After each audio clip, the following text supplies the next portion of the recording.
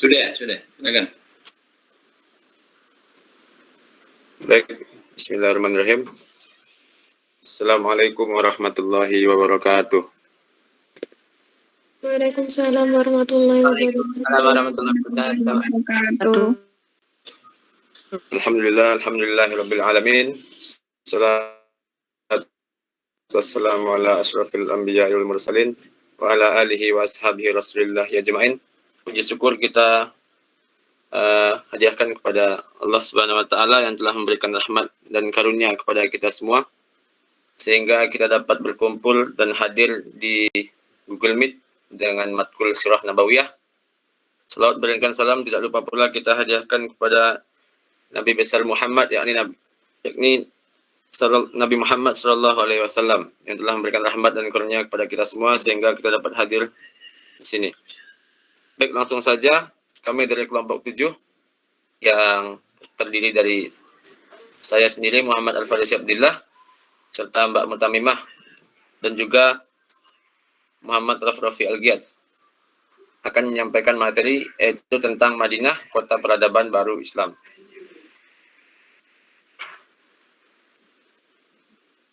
Baik, langsung lanjut ke slide berikutnya. Kita akan membahas, ada fokus bahasan di sini, terdapat 4 fokus bahasan. Yang pertama yakni ada peristiwa pembangunan masjid di kota Madinah. Yang kedua ada menjalin perjalanan persaudaraan antar sesama muslim yang dilakukan oleh Rasulullah. Yang ketiga yaitu perjanjian yang dibuat di kota Madinah. Dan yang keempat yaitu kesimpulan dari seluruh materi yang nanti akan dipaparkan. Baik, lanjut kepada materi pertama yaitu peristiwa pembangunan masjid di kota Madinah yang akan disampaikan oleh Muhammad Rafrafi Al-Giyadz. Kepada Rafi dipersilahkan.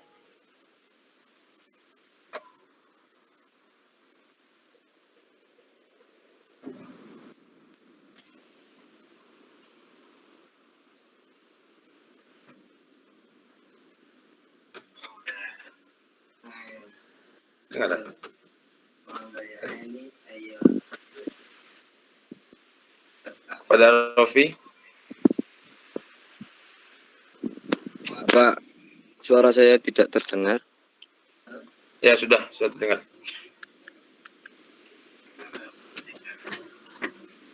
Yang pertama yakni peristiwa pembangunan masjid oleh Rasulullah SAW di kota Madinah. Dalam rangka memperkokoh masyarakat dan negara baru, Nabi segera meletakkan dasar kehidupan bermasyarakat, yaitu yang pertama yakni mendirikan masjid. Setelah agama Islam datang, Rasulullah SAW bermaksud hendak mempersatukan suku-suku bangsa dengan jalan menyediakan suatu tempat pertemanan.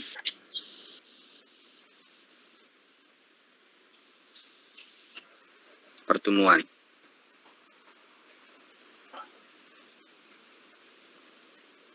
Tempat pertemuan. Di tempat ini, semua penduduk dapat bertemu untuk mengerjakan ibadah.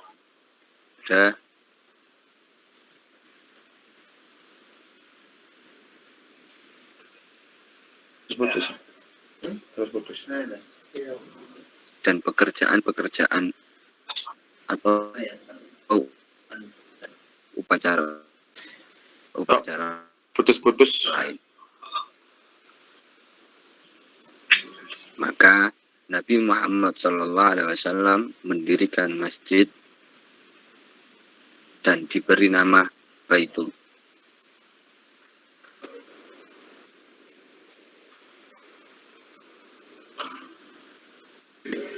Apakah suara saya terdengar dengan jelas? Ya, sudah. Lanjut.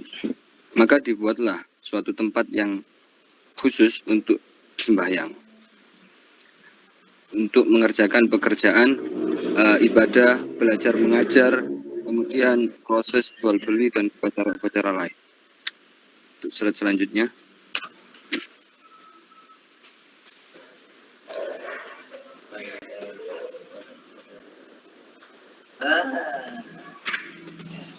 Mas Faris.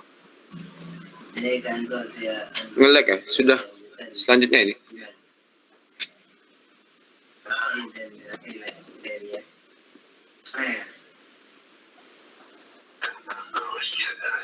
Sudah. Kapan?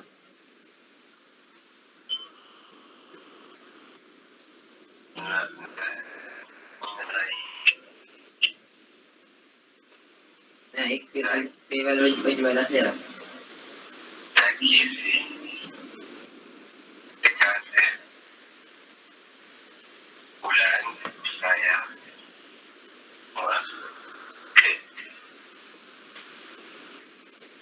Mana? Yang mana? Sudah translate kan? Sudah translate. Oh, oh naik. Sudah. Saya pulang ke rumah. Mas Rofi, Naik taksi. Tujuan Rasulullah SAW mendirikan masjid yakni untuk mempersatukan umat. Jadi majelis dari umat Islam bisa bersama-sama melaksanakan sholat jamaah secara teratur, mengadili perkara-perkara dan juga bermusyawarah. Masjid merupakan ruangan terbuka yang luas. Tempat temboknya dibuat dari batu bata tanah. Atapnya sebagian terdiri dari daun kurma dan sebagian lain dibiarkan terbuka. Dengan salah satu bagian lain digunakan tempat orang fakir miskin yang tidak mempunyai tempat. Tidak ada penerangan dalam masjid itu pada malam hari. Hanya pada waktu sholat isya mengadakan penerangan dengan membakar jerami. Yang demikian ini berjalan selama 9 bulan. Sesudah itu, kemudian Bayu mempergunakan lampu-lampu yang dipasang pada batang-batang kurma yang dijadikan atas itu. Sebenarnya tempat-tempat tinggal Nabi sendiri tidak lebih mewah keadaannya daripada masjid. Meskipun memang sudah sepatutnya lebih tertutup.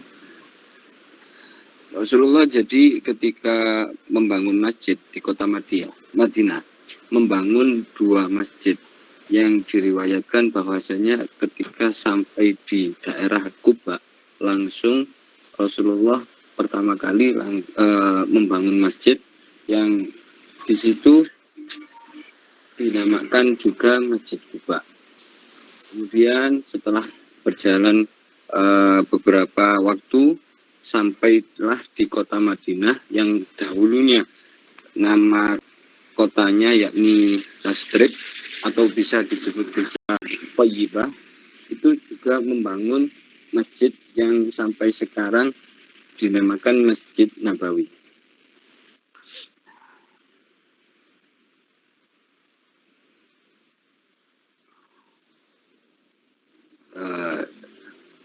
Sampai di sini materi yang saya sampaikan saya kembalikan kepada moderator.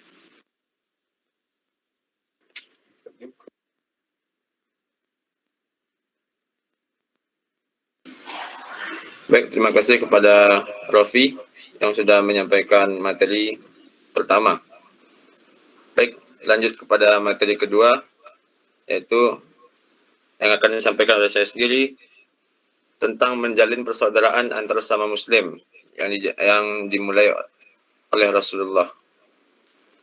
Nah, di sini ada pun strategi kedua. Yang pertama tadi yaitu adalah pembangunan Masjid Nabawi, yang itu merupakan strategi pertama. Dan ini merupakan strategi kedua adalah dengan membangun ukhuwah Islamiyah, yaitu mempersaudarakan kaum Ansar dan Muhajirin. Dalam hal ini, Ibnu Katsir mengutip riwayat Imam Ahmad dalam karyanya Al-Bidayah wa Al-Nihayah bahwa Rasulullah Shallallahu Alaihi Wasallam mempersaudarakan antara kaum Ansar dan Muhajirin di rumah Anas bin Malik. Kaum Ansar dengan lapang dada membantu kaum Muhajirin dalam hal apapun, seperti tempat tinggal, bahkan harta benda sekalipun. Persaudaraan ini kemudian mampu menghilangkan sekat kesukuan, dan saling tolong-menolong terhadap sesama. Tatkala Allah Subhanahu wa taala menurunkan ayat wa ulul arhami ba'duhum, orang-orang yang mempunyai hubungan kerabat itu sebagiannya lebih berhak terhadap sesamanya daripada yang bukan kerabat. Kemudian kaum Ansar mensedekahkan rumah yang mereka, bahkan istri mereka ada yang diceraikan untuk dinikahkan dengan kaum Muhajirin.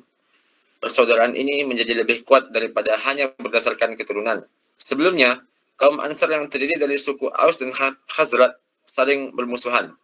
ukhuwah yang berasaskan iman di bawah risalah Nabi Muhammad SAW telah melunakkan hati mereka.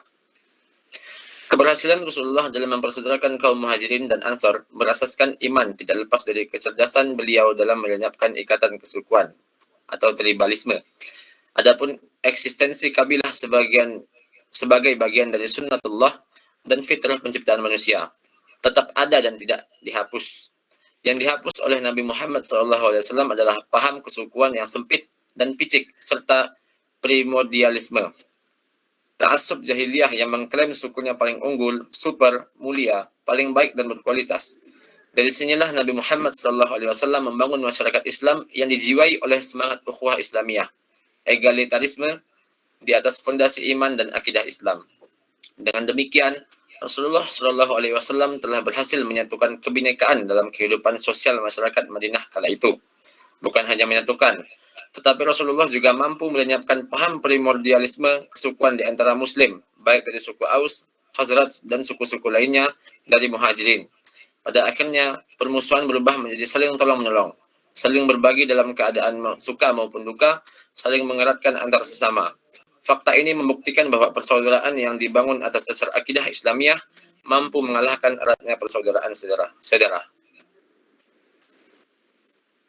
Baik, materi ketiga akan dilanjutkan oleh Mbak Mutamimah. Kepada Mbak Mutamimah dipersilahkan. Baik, terima kasih atas waktunya. Selanjutnya yang akan saya bahas adalah Perjanjian Madinah atau Piagam Madinah.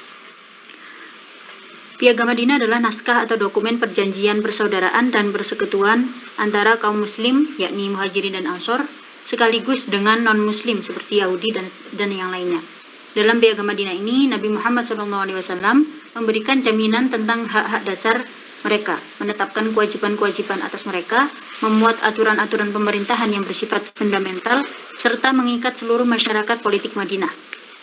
Di sisi lain, Piagam Madinah merupakan sebuah pernyataan tentang cita-cita masyarakat untuk hidup bersama sebagai satu kesatuan, saling bahu-membahu guna mewujudkan tatanan yang lebih ideal di bawah kepemimpinan Nabi Muhammad SAW.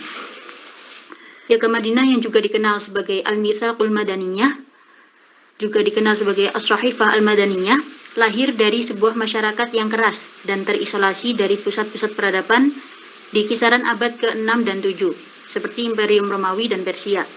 Hal ini turut menegaskan bahwa kebangkitan Madinah bukan karena dipengaruhi atau mengimitasi atau meniru peradaban bangsa lain, melainkan murni muncul dari hasil kepemimpinan dari Nabi Muhammad SAW.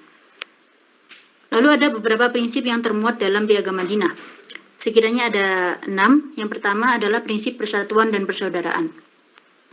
Orang-orang mukmin seperti Muhajirin dan Ansor ini dikatakan sebagai kelompok seagama, dan Yahudi sebagai kelompok yang berbeda agama adalah satu entitas masyarakat politik Madinah. Prinsip yang berikutnya adalah prinsip persamaan dan kebebasan. Tiap individu dipandang memiliki kedudukan serta hak dan kewajiban yang sama sebagai bagian dari keseluruhan masyarakat Madinah. Tiap individu memiliki kebebasan untuk melaksanakan adat istiadat mereka. Mereka bebas untuk berpendapat, mereka bebas dari rasa ketakutan, dan mereka bebas untuk memilih agama. Meskipun demikian, nilai-nilai kebebasan ini tetap ada batas hukum dan moralnya, sehingga tidak terjadi benturan ataupun pertentangan di dalamnya. Lalu, prinsip yang ketiga adalah prinsip keadilan dan hukum. Berbagai putusan perkara dikatakan adil jika tidak dicampuri atau bias terhadap kekuasaan dan kepentingan politik. Setiap praktik kezaliman harus menerima sanksi hukum dan dilaksanakan seadil-adilnya. Hal ini juga telah diterapkan oleh Rasulullah, sebagaimana ungkapan beliau yang masyhur, seandainya anakku Fatimah mencuri, maka aku akan memotong tangannya. Lalu prinsip yang keempat adalah prinsip kepemimpinan dan pemerintahan. Nabi Muhammad bagi masyarakat Madinah adalah seorang pemimpin yang memiliki wewenang eksekutif, legislatif, dan yudikatif. Namun, wewenang ini tidak sepenuhnya digunakan oleh Nabi saja. Terkadang beliau juga mendelegasikan wewenang tersebut kepada para sahabat. Dalam format yang demikian ini, Nabi sering membuat suatu peraturan, lalu melaksanakan peraturan tersebut, memutuskan hukum, serta menyelesaikan masalah. Secara keseluruhan, kepemimpinan Nabi Muhammad inilah yang mengarahkan masyarakat Madinah keluar dari kegelapan tradisi pra-Islam menuju masyarakat yang lebih ideal. Prinsip yang kelima adalah prinsip pertahanan dan perdamaian. Nilai pertahanan berkaitan erat dengan ancaman dan gangguan dari pihak luar, seperti kaum Quraisy, sehingga Piagam Madinah menekankan prinsip pertahanan sebagai sebuah kewajiban dan kesetiaan bersama demi mempertahankan kedaulatan Madinah. Nilai dari prinsip perdamaian adalah perdamaian itu berlaku bagi setiap penyelesaian masalah. Lalu prinsip yang keenam adalah prinsip amar ma'ruf nahi mungkar. Piagam Madinah mengajarkan sebuah nilai untuk saling mengingatkan individu dari perbuatan buruk atau tercela, serta mendorong atau memotivasi untuk berbuat baik. Dalam konteks ini, setiap individu diberi wewenang untuk mencegah setiap kecenderungan dan praktik dalam masyarakat yang mengarah pada hal-hal yang merugikan orang lain dan kepentingan umum, sehingga diharapkan tidak lagi terjadi kesalahan yang bersifat fatal. Kemudian, slide berikutnya.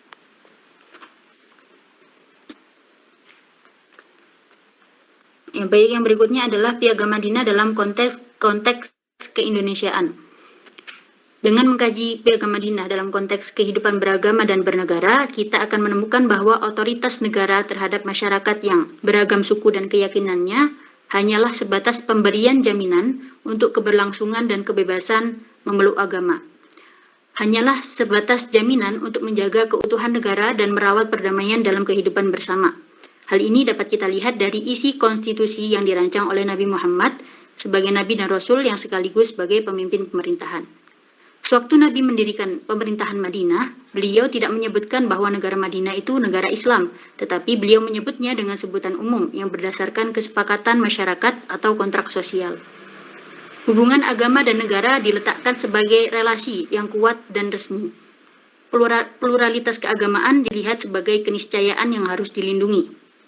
Dalam konteks keindonesiaan, hal ini terlihat dalam Undang-Undang Dasar yang mencantumkan sila pertama, yaitu ketuhanan yang Maha Esa. Meskipun tidak mencampuri urusan internal umat beragama, negara meletakkan agama sebagai sumber nilai dalam kehidupan bangsa dan bernegara yang paling utama. Lalu yang terakhir, kami mencantumkan juga isi Piagam Madinah, versi terjemahnya, yang memuat 47 butir pasal. Dan karena terlalu banyak, jadi monggo disimak secara mandiri di makalah. Lalu lanjut pada kesimpulan. Kesimpulan dari makalah kami ini adalah hijrahnya Nabi Muhammad SAW merupakan aspek penting dalam perencanaan dakwah Islam yang strategis dan kondusif demi membentuk peradaban baru di Madinah. Didukung dengan situasi kondisi penduduk Madinah yang siap dan setia kepada beliau, bahkan rela berkorban dengan seluruh harta, jiwa, dan raga, tentu kesuksesan Nabi dalam membangun peradaban Madinah tidak terlepas dari strategi-strategi yang beliau canangkan. Yang mana strategi itu berasaskan pada akidah dan tauhid. Di samping itu, Islam sebagai rahmatan lil alamin juga sangat menentang kekerasan. Maka tidak heran jika taktik atau strategi yang beliau aplikasikan mendapat sambutan baik dari masyarakat Madinah. Tantangan yang dirasakan oleh Nabi selama 13 tahun berdakwah di Mekah pada akhirnya terbayarkan dengan kesuksesan beliau dalam mendirikan sebuah negara Islam, yakni Madinah. Dan dalam proses pendirian peradaban di Madinah ini, beliau menggunakan beberapa strategi seperti membangun masjid yang digunakan sebagai sentral dari segala aktivitas umat muslim. Lalu beliau menyatukan kemajemukan masyarakat dengan mempersaudarakan antara kaum Muhajirin dan Ansor, serta mendamaikan antara kaum muslim dan kaum kafir Madinah, hingga tercipta masyarakat heterogen dalam keteraturan. Madinah bertransformasi menjadi ladang perjuangan baru, tonggak peradaban Islam selanjutnya. Sekian yang dapat kami sampaikan. Kami kembalikan kepada moderator.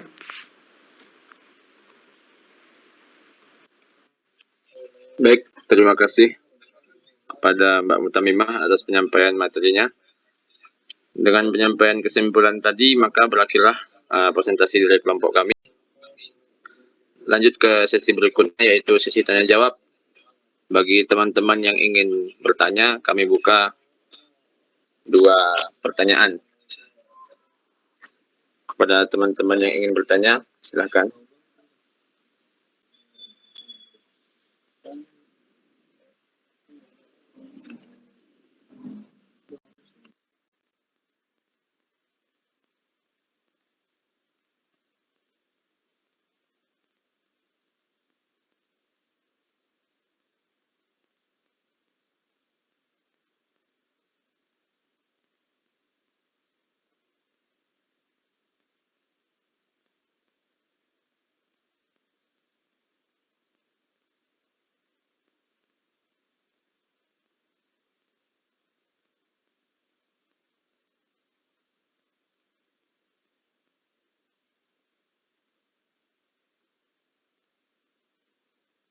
Izin bertanya, Mas.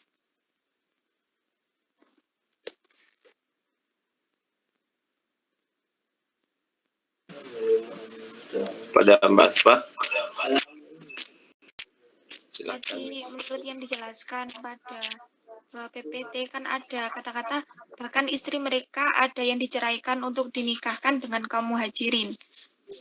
Nah, itu yang saya tanyakan itu respon dari Rasulullah dengan niat yang dilakukan oleh kaum Ansor untuk menceraikan istrinya hanya untuk dinikahkan dengan kaum muhajirin. Gitu. Respon Rasulullahnya seperti apa?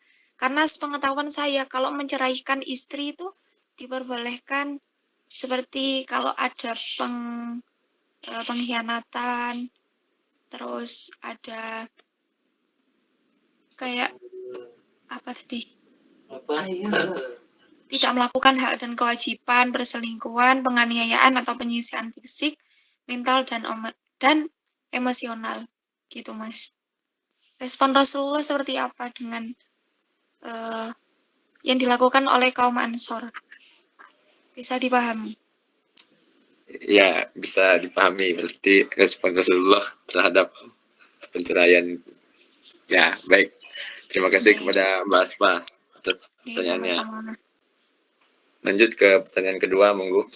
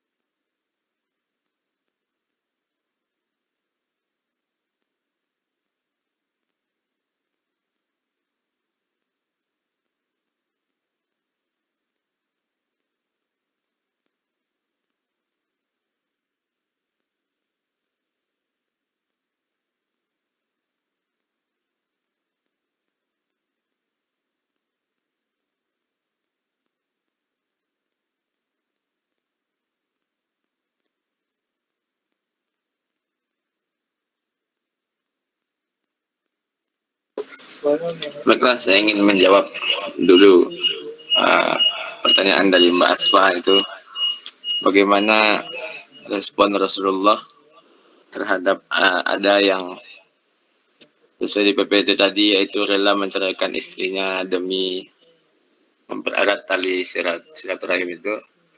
Mungkin dari konteks ini, dari kaum Ansor itu, yaitu lelaki yang istrinya lebih dari satu. Nah, terus bagaimana respon Rasulullah? Mungkin saya tidak bisa memaparkan bagaimana responnya karena saya tidak hidup di zaman Rasulullah. Mungkin respon pada saat itu mungkin demi menghindari terjadinya cekcok atau apa namanya keributan atau hal-hal yang tidak diinginkan, juga terdapat usul tersendiri lah terhadap perceraian ini, karena kita hidup di zaman sekarang dengan zaman yang dahulu itu pasti sangat berbeda. Mungkin Rasulullah itu memberikan uzur terhadap perceraian ini demi memperkuat atau mempererat silaturahim terhadap kaum Muhajirin dan kaum Ansor. Mungkin seperti itu, Mbak.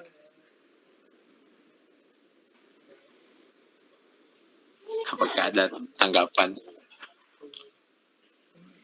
Berarti yang dimaksud dari konteks kaum Ansor yang menceraikan istrinya untuk kaum Muhajirin itu bagi yang istrinya lebih dari satu ya, Mas. Kalau istrinya cuma satu berarti nggak diceraikan gitu. Berarti ada konteks sosialnya sendiri gitu. Ya, begitu, Mbak. Misalkan saya punya istri satu, ya kali saya ceraiin demi saudara saya, kan itu tidak mungkin.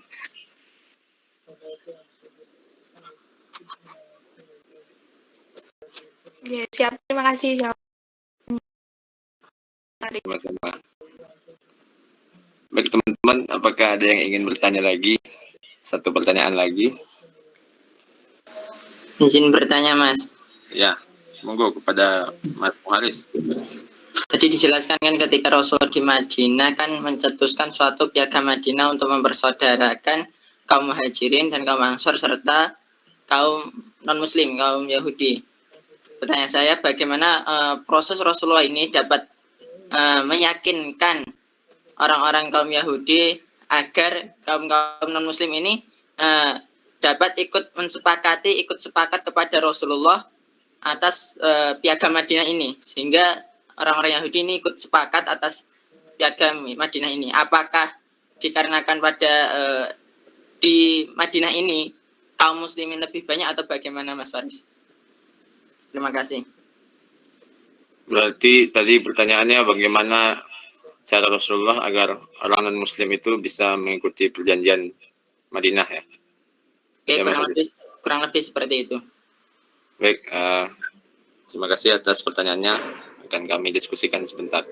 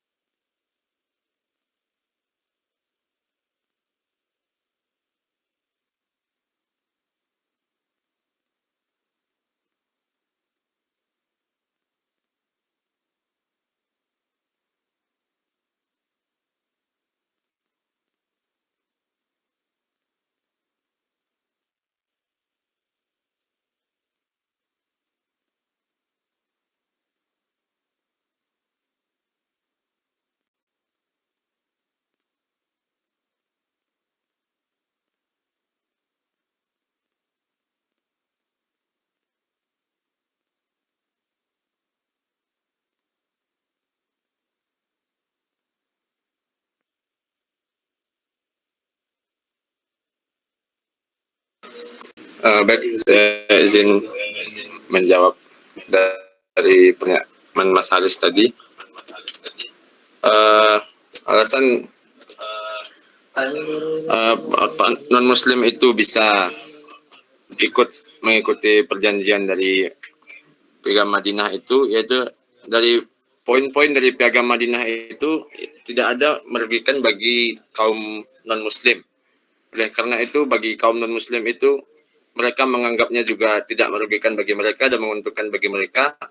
Mereka pun turut untuk ikut berdamai dalam melaksanakan Piagam Madinah tersebut.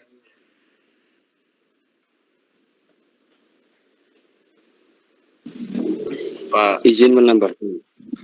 ya, pada Mas Rofi, persilakan. Pada waktu itu Rasulullah membuat suatu peraturan yang dimana tidak ada satu negara pun yang mempunyai peraturan tentang berhubungan sosial antara umat Islam dengan non-Muslim.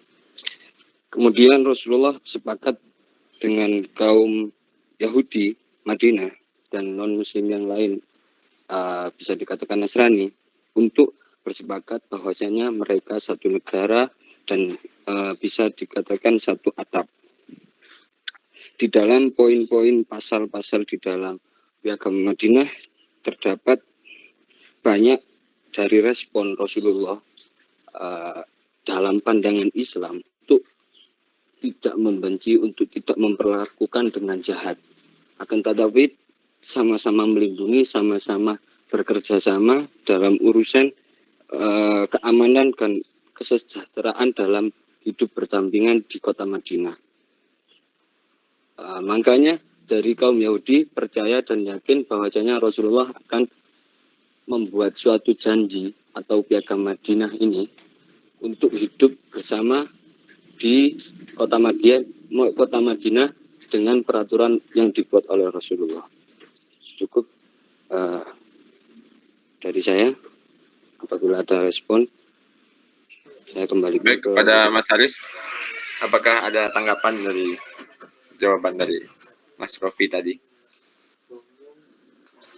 Berarti ketika Rasulullah mencetuskan negara Islam Madinah ini, Rasulullah untuk menarik perhatian kaum Yahudi agar mereka, kaum non-Muslim agar mereka ikut menyepakati perjanjian Madinah ini. Rasulullah dalam perjanjian Madinah ini tidak ada pun perjanjian-perjanjian yang menyudutkan atau merugikan dari kaum non-Muslim, begitu nggih? Ya, seperti itu, Mas. Nggih, contohnya yakni antara Yahudi dan kaum Muslimin saling bantu-membantu dalam menghadapi musuh yang tercatat di piagam tersebut. Kemudian ada juga kerabat Yahudi di luar kota Madinah seperti dengan kaum Yahudi yang di kota Madinah. Jadi juga dijamin keamanan dan kesejahteraan hidupnya oleh yang ditulis dan diatur oleh Rasulullah di dalam Piagam Madinah. Mungkin itu saja dari saya. Kan dikatakan tadi kan saling membantu. Mungkin apakah dalam perjalanannya ini Piagam Madinah ini dari sisi non-Muslim sendiri, apakah ada pengingkaran perjanjian ini atau bagaimana?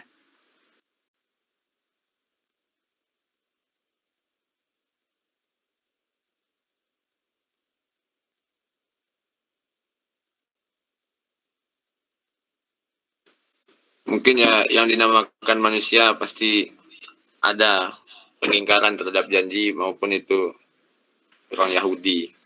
Tapi Ya. hal tersebut juga pasti akan langsung ditanggapi oleh para petinggi dan Rasulullah itu sendiri. Nggih, pasti ada. Dalam peristiwa apa itu, Mas? Boleh disebutkan? Oh ya bentar, Mas.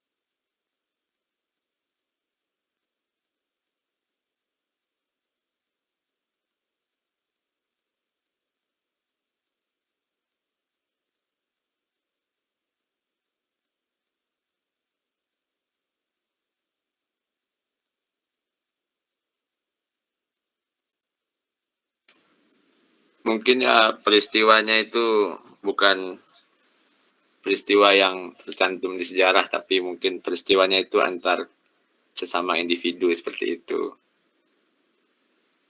Jadi ya mungkin wawasan saya yang kurang luas atau apa ya, begitu Mas.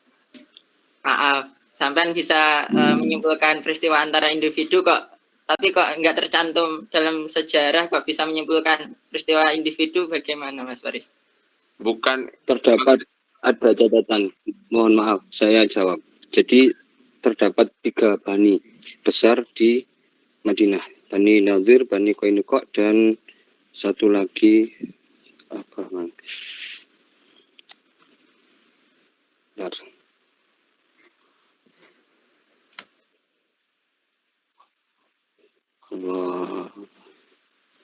Bani Nadir, Bani Qainuqa, dan Bani Quraidah. Nah, terus dari 3 bani besar ini, yakni Bani Yahudi, kabilah Yahudi yang ikut berjanji dan mengikuti peraturan dari agama Madinah. Kemudian dari Bani 3 ini terdapat 1 bani yang berkhianat dan secara terang-terangan berkhianat dan melanggar dari peraturan piagam Madinah, yakni Bani Qainuqa, yang akhirnya yang Bani bersama kaum muslimin. Secara terangan Rasulullah menginginkan Hamzah Sayyidina bin Abdul Muthalib untuk menemui Bani Qainuqa dan meminta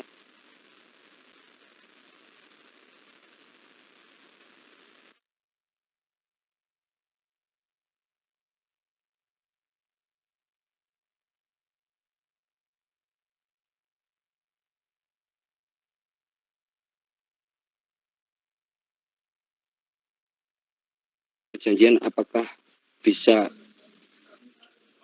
berdamai lagi atau menjalankan kewajiban dari peraturan tersebut, tetapi akhirnya tidak. Perhatian dari kaum Yahudi terhadap Rasulullah dan umat Muslim tidak terbendung, sehingga menurut kitab-kitab sejarah, pecahnya perang Qainuqa disebabkan karena ketidaksukaan dan kedengkian dari kaum Yahudi yang semakin hari semakin menjadi-jadi pasca kemenangan Rasulullah dan kaum muslimin dalam perang melawan kafir Quraisy dalam peperangan Badar.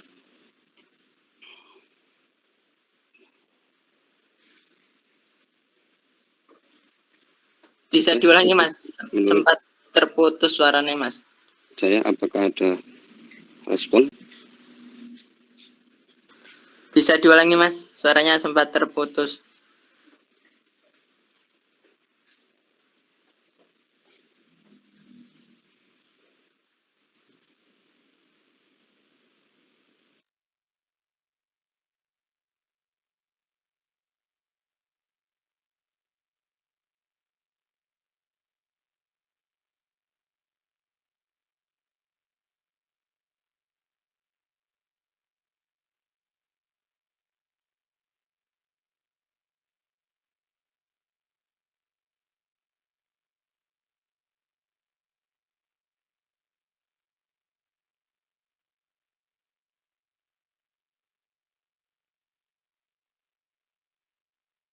Terang-terangan memperlihatkan permusuhan dan menentang kaum muslimin.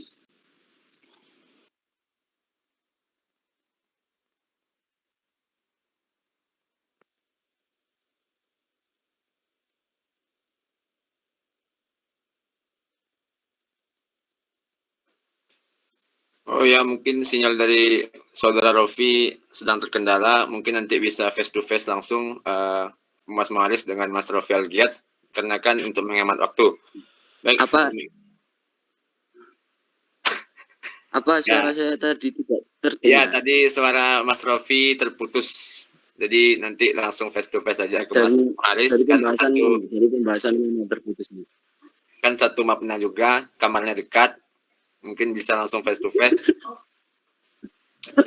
Nanti mungkin bisa langsung ke grup aja jawabannya, ke grup Siroh nggih.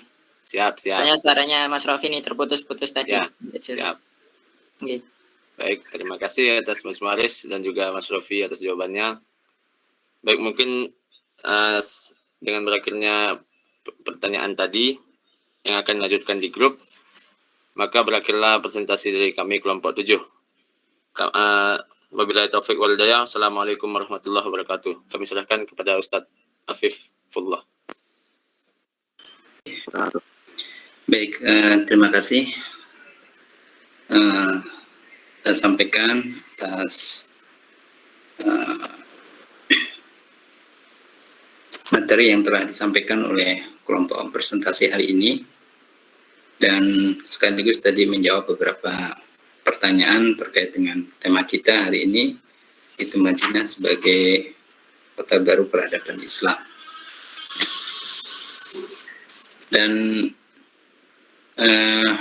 ini merupakan fase baru dari dakwah Rasulullah, di mana selama kurang lebih 13 tahun Rasulullah SAW melakukan perjalanan atau melaksanakan perjalanan dakwahnya di Madinah dengan berbagai tantangan dan rintangan yang dihadapi, sehingga Rasulullah bersama dengan para sahabatnya terpaksa melakukan hijrah demi menyelamatkan jiwa dan agama ini. Dan kota Madinah merupakan kota harapan bagi perjuangan Rasulullah SAW dalam menegakkan agama ini, dan mendapatkan sambutan yang luar biasa dari kaum Al-Ansar. Dan kota Madinah juga bisa dikategorikan sebagai sebuah negara Islam pertama yang berdiri pada zaman Rasulullah SAW, dan Rasulullah adalah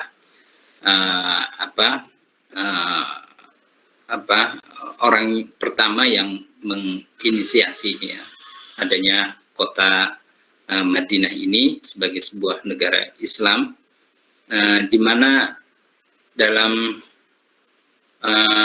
pendiriannya ada prinsip-prinsip yang ditegakkan oleh Rasulullah, sehingga kota atau negara ini benar-benar berdiri sebagaimana keinginan penduduknya, yang memang secara kesukuan, adat istiadat,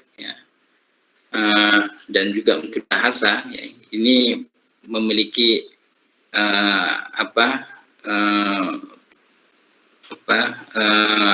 perbedaan yang dimiliki oleh penduduknya di situ. Namun demikian, dengan metode dan prinsip-prinsip yang ditegakkan ini, kehidupan bernegara dan juga kehidupan keberagamaan yang ada di Madinah ini dapat berjalan dengan baik, hingga pada akhirnya ada kesepakatan-kesepakatan yang dinodai atau dilanggar oleh kaum Yahud, dan itu menyebabkan mereka kemudian tersingkir dari kota Madinah. Nah, beberapa prinsip-prinsip tersebut, sebagaimana tadi yang sudah diterangkan, yang pertama adalah membangun masjid. Nah, dalam sejarahnya, bahwa masjid itu tidak hanya sekedar tempat untuk melaksanakan ibadah saja, namun masjid adalah satu tempat yang multifungsi, multiperan. Dalam masjid, selain dilaksanakan ibadah secara berjamaah, juga di situ ada manfaat-manfaat secara sosial.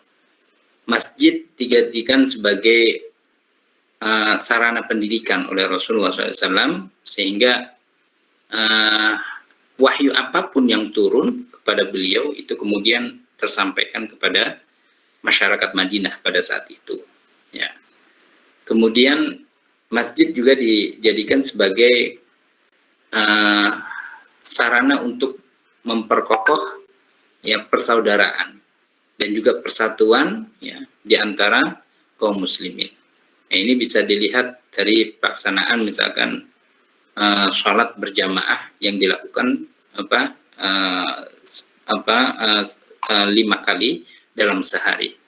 Nah, ini ada prinsip-prinsip atau manfaat-manfaat sosial yang bisa dirasakan oleh masyarakat Madinah, sehingga warna ya sosial daripada masyarakat ini ya tidak diwarnai oleh warna-warna kesukuan ya dan kebahasaan dan lain sebagainya, namun lebih kental dengan warna-warna keagamaannya, yaitu bahwa mereka memiliki satu keyakinan yang sama, satu tujuan yang sama, ya, yaitu untuk meninggikan kalimat la ilaha illallah Muhammadur Rasulullah. Nah, ini menunjukkan kepada kita betapa pentingnya peran masjid ya di tengah-tengah masyarakat. Ya. Dan menjadikan masjid tidak hanya difungsikan ya untuk sarana ibadah saja, tapi juga dijadikan sebagai sarana untuk merajut ukhuwah di antara kaum muslimin dan menumbuhkan rasa persamaan di antara kaum muslimin ya, semua memiliki hak dan kewajiban yang sama di mata Allah, dan juga menjadi sarana pengembangan ilmu dan keilmuan. Kemudian Rasulullah juga kemudian mempersaudarakan antara kaum muhajirin dan kaum ansar ya. Bahkan di awal-awal sebelum datangnya ayat-ayat tentang warisan ya, maka sampai-sampai ya di antara mereka saling mewariskan harta yang mereka miliki. Bahkan tadi sampaikan bahwa mereka kaum Ansar yang memiliki istri lebih dari satu ya, itu karena begitu kuatnya ya hubungan persaudaraan ya, di antara mereka, antara kaum Muhajir dan Ansar itu, mereka ingin untuk berbagi ya, hingga masalah-masalah yang sifatnya pribadi seperti itu. Nah, tentu respon dari kaum muhajirin ya sebagai kaum pendatang ya, ada yang merespon ini secara positif juga ya, karena memang keadaan pada saat itu ya yang mengharuskan mereka berbagi. Namun juga ada di antara sahabat yang lain ya, misal seperti sahabat Abdurrahman bin Auf ya, yang dipersaudarakan dengan As'ad bin siapa itu ya, ketika ditawari untuk membagi ya, harta yang dimiliki oleh As'ad tersebut, justru Abdurrahman bin Auf menolaknya dan dia meminta agar ditunjukkan kepadanya pasar. Nah, ini juga sebagai bentuk sikap yang bijak ya bagi seorang Abdurrahman bin Auf ya, bahwa memaknai persaudaraan tidak harus dengan membagi harta seperti itu, tapi bagaimana kemudian mereka itu bisa saling bahu membahu ya, menunjukkan potensi-potensi yang ada di daerah tersebut ya. Dan yang paling penting juga ya, karena Rasulullah bersama kaum muhajirin ini adalah kaum pendatang di situ ya, dan memiliki kemampuan ya, dan kekuatan untuk mendirikan sebuah kota peradaban ya, baru, yaitu kota peradaban Islam ya. Beliau tidak menafikan adanya kaum-kaum yang lain yang berkeyakinan beda, yaitu kaum Yahudi dan kaum Nasrani di situ ya, sehingga untuk mempersatukan ya antara kaum muslimin dengan kaum non muslimin atas dasar keberadaan mereka dalam satu tempat ya, maka perlu kemudian disepakati adanya beberapa nota kesepahaman di antara mereka. Maka muncullah apa yang disebut dengan Piagam Madinah, ya, di mana dalam butir-butir Piagam Madinah ini memberikan ketentuan mengenai hak-hak, ya, bagi setiap warga Madinah dan juga kewajiban-kewajiban yang harus ditunaikan oleh mereka semuanya. Kalau kita merenungi, ya, keberhasilan Rasulullah SAW, ya, untuk menjadikan negara Madinah sebagai negara Islam ini, meski dalam butir-butir Piagam Madinah tidak menyebutkan, ya, kota ini sebagai kota Islam, ya, tapi nuansa kota Islam itu sangat kental sekali, dan ini menunjukkan bahwa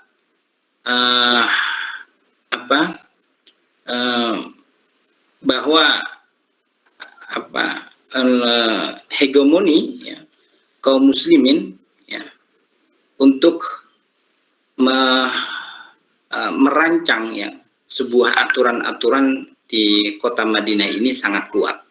Nah, ini juga menunjukkan bahwa kekuatan politik, ya, kaum muslimin, ya, pada saat itu memang kuat, dan dengan kekuatan inilah maka kemudian kaum muslimin dapat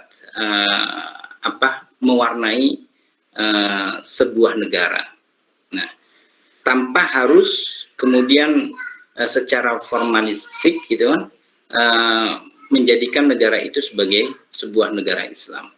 Dan kekuatan ini, ya, ditopang oleh, ya, satu mungkin karena ketokohan Rasulullah SAW, ya, dan yang kedua kekuatan persaudaraan, ya, yang begitu kuat di antara kaum muslimin itu sendiri, ya, untuk selalu memperjuangkan agamanya di tempat di mana mereka hidup. Nah, kesulitan inilah yang kemudian menjadikan negara yang secara kenegaraan tidak menyebutkan sebagai negara Islam, namun nuansa yang dimiliki itu jelas-jelas Islami sekali. Nah, kalau kita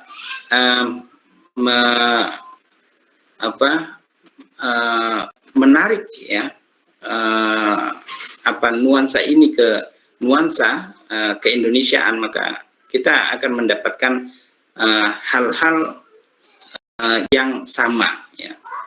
Saya pernah mendampingi seorang syekh, ya, dari Sudan, ya, untuk datang ke Indonesia, ya, mengikuti sebuah seminar tentang kenegaraan, dan dia menyatakan bahwa Indonesia itu, ya, sebagaimana negara Madinah yang dulu pernah didirikan oleh Rasulullah SAW, di mana di dalamnya terdapat beragam etnis, ya, beragam keyakinan, ya, beragam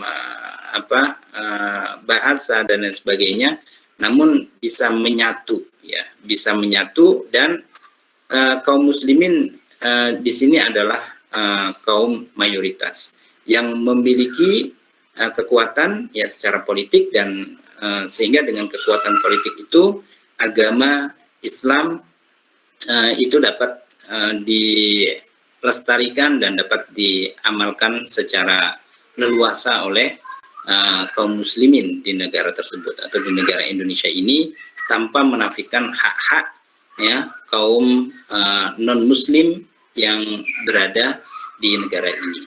Nah, kita juga bisa mendapatkan satu kesimpulan bahwa berdirinya sebuah negara itu, ya, sebagaimana negara Madinah itu tidak didasarkan pada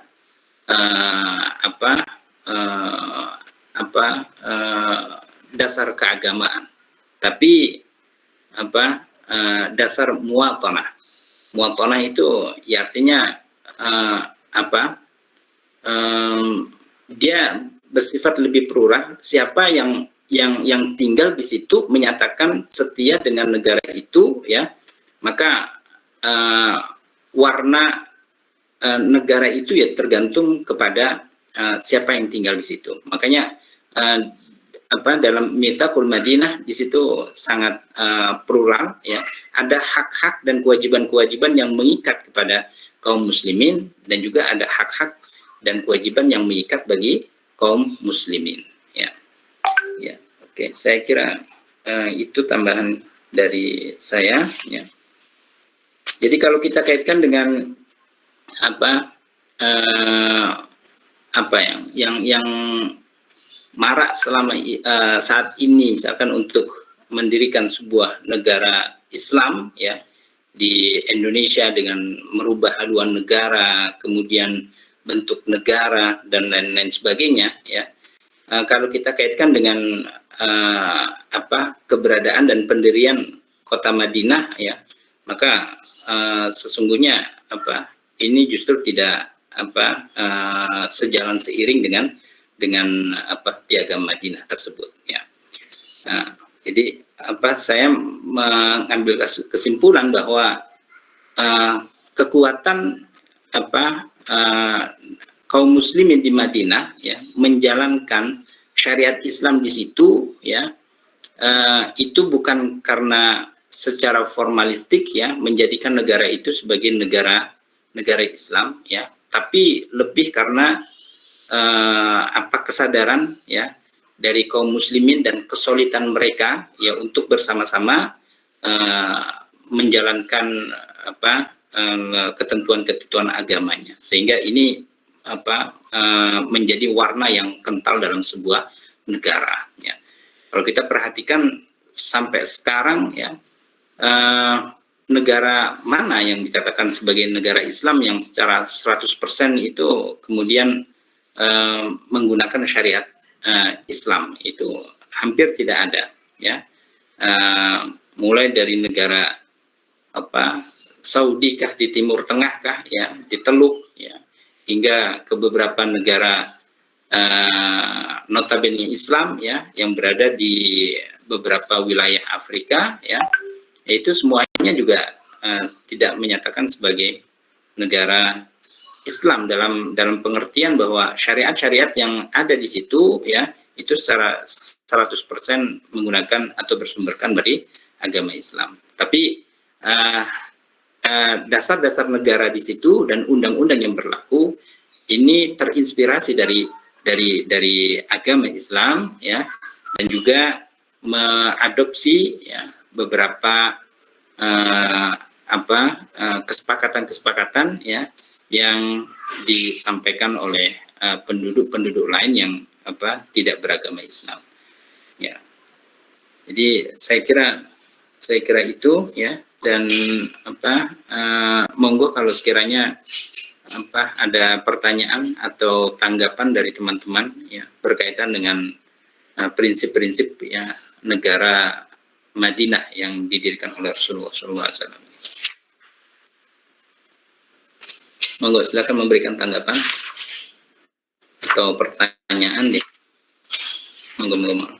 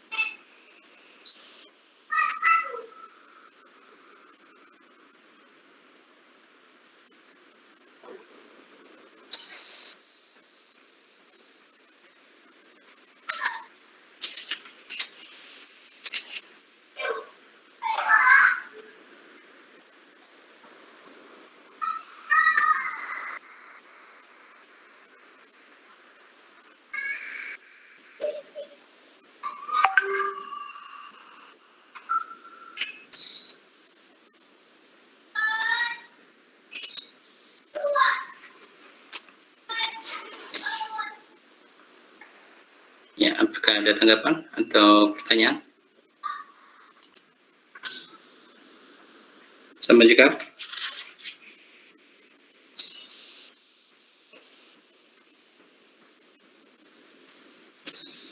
Ya.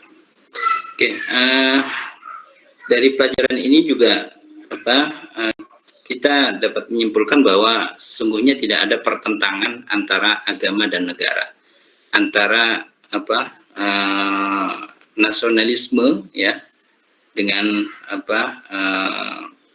dengan agama itu. Kalau kita perhatikan apa yang terjadi sekarang di negara-negara Arab ya, peperangan itu itu saya melihat karena memang tidak ada keserasian ya antara paham-paham agama dengan nasionalisme. Padahal agama tidak memerangi ya nasionalisme, dan nasionalisme sesungguhnya juga tidak memerangi agama itu sendiri. Ya. Jadi yang terjadi saat ini ya karena kaum muslimin di belahan negara ini tidak memiliki rasa nasionalisme yang tinggi ya, sehingga mereka memiliki ego yang kuat tentang keagamanya dan memaksakan kehendak mereka ya untuk menjadikan pikiran-pikiran mereka sebagai satu-satunya rujukan dan dasar yang itu harus diamini oleh semua penduduk negara tersebut ya. Nah, ini tentu berbeda dengan negara kita yang alhamdulillah hingga hari ini persatuan dan persaudaraan ya di antara warga negara Indonesia yang berbeda-beda ini tetap utuh karena tadi tersemangati oleh semangat keagamaan dan juga semangat nasionalisme ya. Saya kira dua hal ini dua hal yang penting yang harus kita kita yakini ya sebagai sebuah perekat ya dan juga semangat perjuangan ya dalam menegakkan agama dan juga negara yang sama-sama kita cintai ini. Oke. Baik, kalau memang sudah tidak ada pertanyaan, kita cukupkan pertemuan kita pada kesempatan siang hari ini. Mudah-mudahan apa yang kita pelajari dan juga kita diskusikan bersama ini bermanfaat untuk kita semuanya. Amin Allahumma amin. Sekali lagi terima kasih kepada kelompok presentasi hari ini dan rekan-rekan semua yang turut hadir dan berdiskusi. Selamat menjalankan ibadah puasa. Semoga amal ibadah kita diterima Allah Subhanahu wa taala. Selanjutnya saya kembalikan kepada saudara moderator untuk menutup sesi pertemuan kita ini. Ya, terima kasih. Silakan.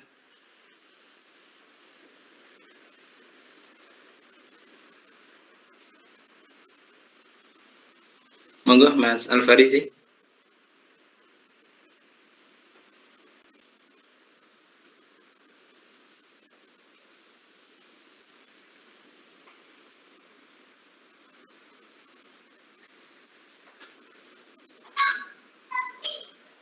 Mas Al-Farizi silakan untuk menutup sesi pertemuan kita.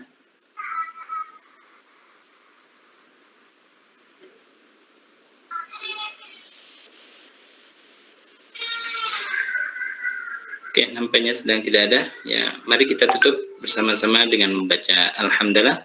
Alhamdulillahirabbil alamin.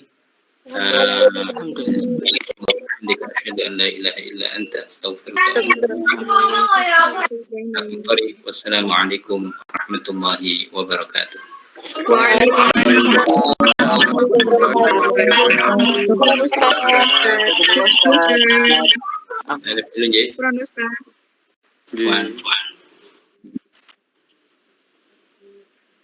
Halo guys. Halo. Langsung siap-siap yo.